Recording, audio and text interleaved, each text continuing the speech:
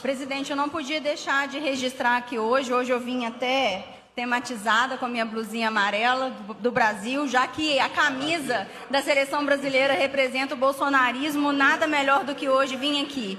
Viralizou nas redes sociais a propositura da camisa vermelha da CBF, né, como estratégia de marketing, para poder trazer esse antagonismo de Lula, Bolsonaro, enfim.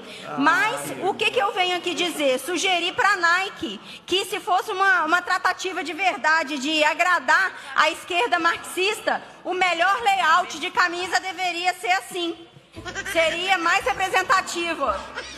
Então, assim, com certeza, se ele trouxesse essa opção de camiseta, com certeza, eu não posso negar que, se não fosse para ganhar os próximos campeonatos, com certeza roubar seria. Muito obrigada. No.